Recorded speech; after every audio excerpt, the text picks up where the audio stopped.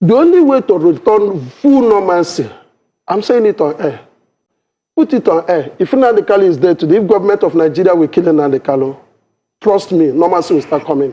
And that's all what every Igbo man prays for. Good evening, everyone. I was watching News Central Television in the afternoon, and I saw this video where an entrepreneur by name Chigozie Nnabugwu came to Chinese television to talk about some things going on in the southeast. And when he was talking, he said that the federal government of Nigeria should kill Nnamdi Kanu. The federal government of Nigeria should go ahead and kill Nnamdi Kanu for them to have peace in the southeast. Anyway, there have been mixed reactions. A lot of people are reacting differently because of what this man said. But we are going to look into what he said without sentiment. Let us understand the angle he's coming from, where he's going. So I'm going to explain everything to you, where this man is coming from. Where is he going? Why did he make this statement? Is this statement correct? What are the lies in this statement? So stay with me while we go into it. But for those of you who have not seen the video I'm referring to, this is the video published by News Central in the morning today. Take a listen. I'll be right back. People, of course, are making their way back into the community. I really want to know, you being there, experiencing everything, is there any parts the government has played in helping these people, get back to their community? I spoke to a few, numerous indigents, the people who are still there, right? And the local government chairman, of course. And I was made to understand that despite the fact that the Imo state government is trying what all they can, but I don't think all they are doing now is enough. Why I'm saying this is because you still see that people are visibly still in fear. When I say in fear, their lives are still not safe. They tell you themselves that forget what you hear them, the government say on camera or on press conferences. We living in this community, we are not safe, not yet. So that tells you, even seeing it firsthand, I can tell you categorically that what I saw, or what we saw, myself and the team that went down there, to an extent, it has been curtailed. That I will give to them. But is it safe yet? Safe enough to live, go back to normalcy, living their normal lives? That is a no. All right, regarding to that, yes, I concur with her. Let me be sincere with you. That's the last level we want to talk about now. The only way to return full normalcy, I'm saying it on air, if you watch the system the whole thing is going, the time they arrested Nnamdi Kanu, it was like up and down, up and down. Yeah. The time they arrested Simeon Ekpa, it cut to 50%. The time that Nnamdi Kanu was convicted, it reduced to 10%. That's what we are battling now. Put it on air. If Nnamdi Kanu is there today, if government of Nigeria will kill Nnamdi Kanu, trust me, normalcy will start coming. And that's all what every Igbo man prays for. Now again, for you to concur to what you're saying, government cannot do it all. And that's why I'm agitating again. If we know where our problem is coming, we can find the solution. Our problem is simply coming from the brainwash, the hate speech. I want all these organizations in Nigeria that have say, the Catholic bishops, the Pentecostal pastors, the educated ones, let us come on air and educate our people the consequences of what we are doing. That is the only way they will shift. Military are not the Holy Spirit that is everywhere. Right. Till today, bombs still kill people in my community. Have the military not done enough to extradite the mines in the land? They have done a lot, but they plant again. Did you understand? So the only means for us to get this thing done is let every Igbo man know the truth and stand by the truth.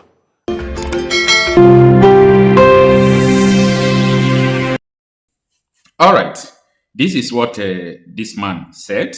And as I said before, his name is Chigozie Nnabugwu, Mr. Chigozie Nnabugwu. He said this is what an average Igbo man is praying for them to kill Nnamdi Kanu. That is what average Igbo man is praying for. Now, first and first, who is this man? This man, I just mentioned his name, he's an entrepreneur and a businessman to say. The first question I want to put to you is this. If you know this man's business, you understand what he does. The question I want to ask is, what favor is he asking the federal government? There is a favor he is requesting from a certain people who wants Nnamdi Kanu dead. There is a favor he is requesting for people who are the enemy of the East. Let me put it in this way. There is a favor he's requesting from them. You understand? Now, someone cannot come out on the TV station and said the federal government of Nigeria should go and kill somebody. He don't even know that what he's saying is a crime. It's a crime itself. Like his statement is a crime. By saying that they should, he did not even say the government. He said they should kill Nnamdi Kanu. If Nnamdi Kanu will be dead today, he's calling for the killing of Nnamdi Kanu. And probably he didn't say how they will kill him. Be watchful because you may not understand what I'm saying. They might even send someone to go and poison him in the prison. Before this man came to New Central Television to say something like this on the air, what about the things they have said in the back that nobody's hearing? These people are planning to kill Nnamdi Kanu. They are planning to kill him.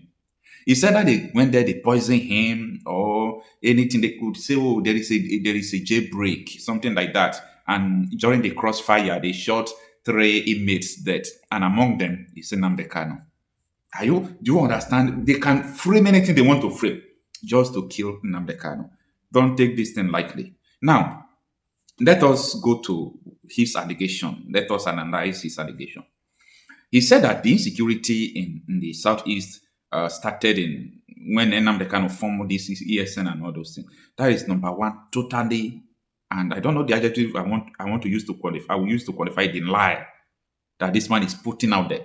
The insecurity in the south. In fact, the first person I hear about the insecurity in the southeast was even David Umahi.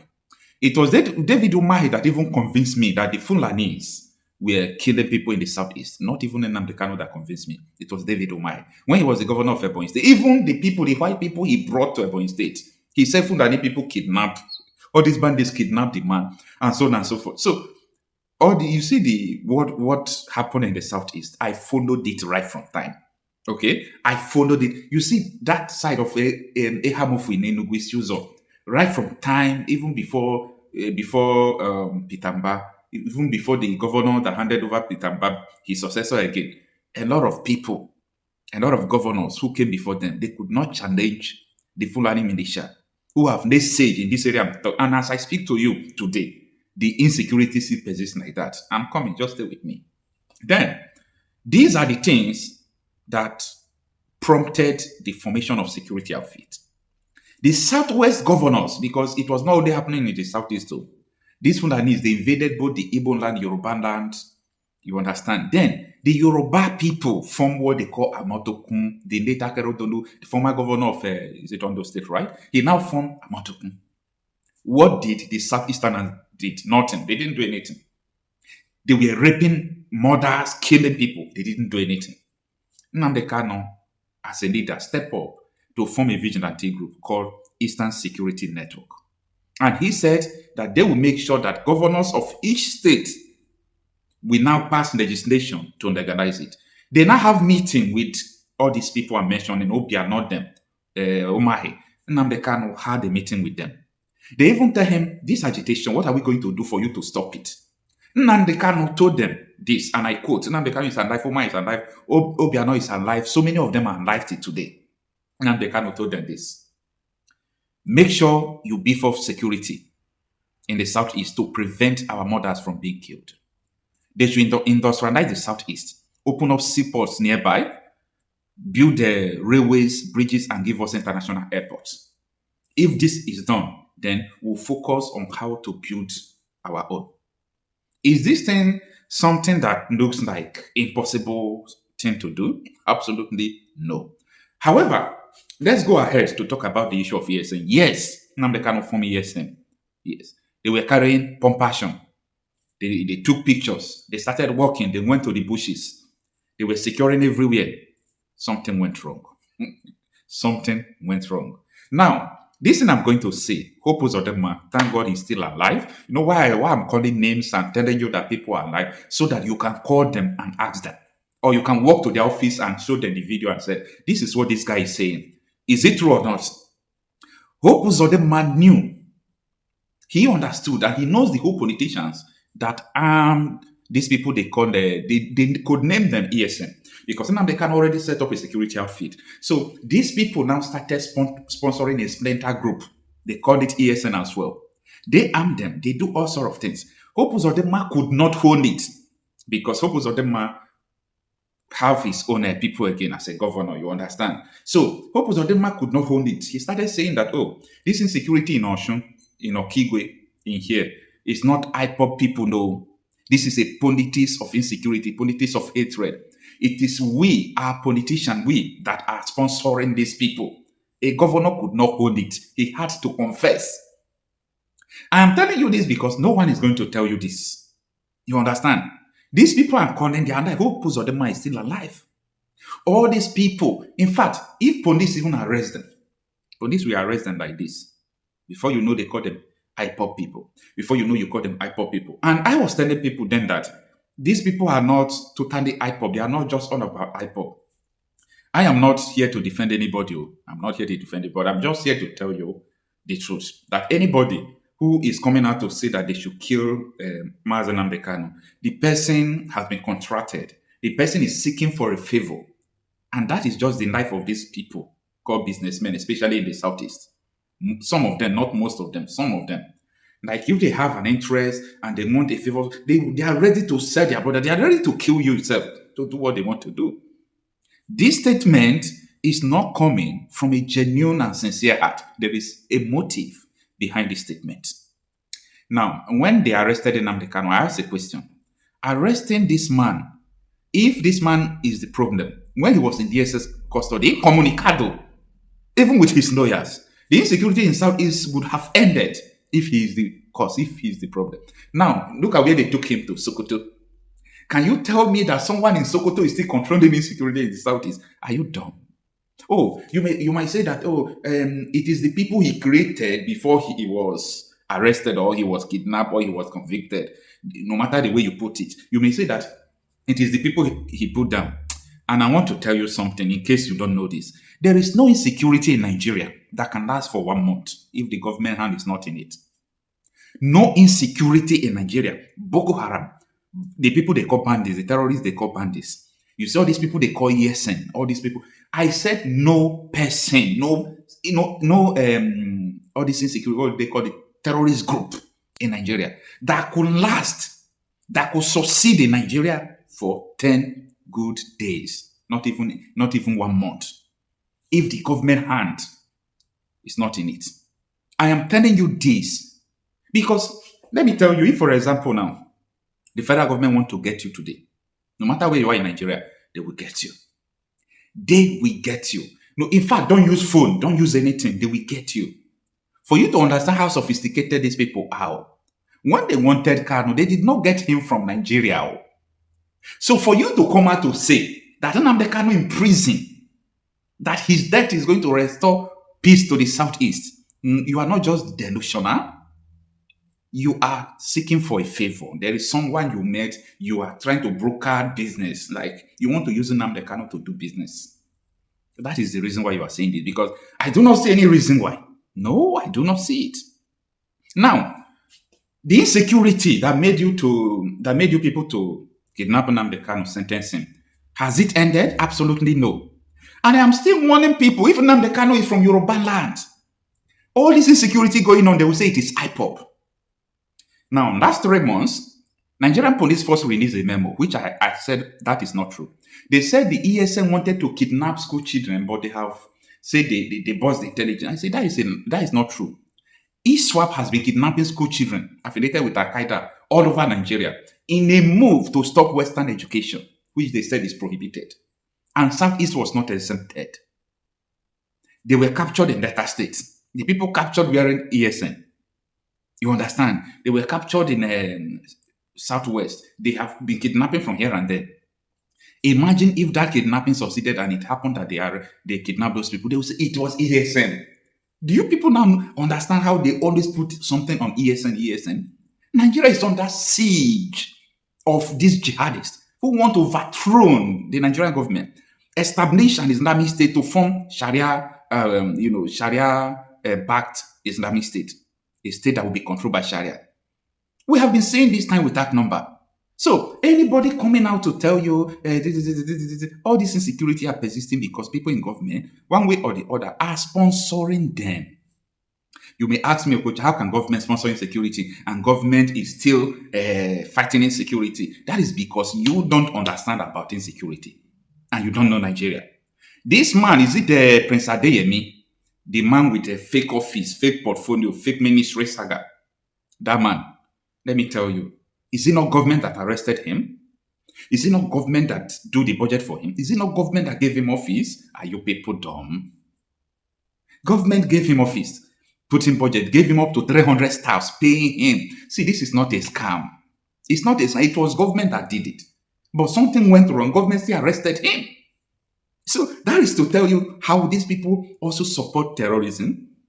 Then they can still fight it, the thing they create, because there is no how. Let me put it plain for you. Let me just put it plain. And that is why the case of that man, Prince Adeyemi, the case we know, everybody should watch the case. You will not hear about the case. Time to come, you will not hear about the case again. Because how can you judge someone you gave office, someone you gave budget of billion, 1 point something billion, Senate approved it, House look at it, Presidency saw it and signed it. You said it is a fake agency. Are you dumb? Are you dumb? The man that you gave appointment letter, you gave office in federal secretariat. Like, how does you people think? This is the same they do with insecurity. Sponsor insecurity for their own motive. Then if the thing did not go well, they can even kill the terrorists they are using. Was it not someone who from Boko Haram that is campaigning for Tinubu now, who is a political godfather to Kassim Shettima, your vice president?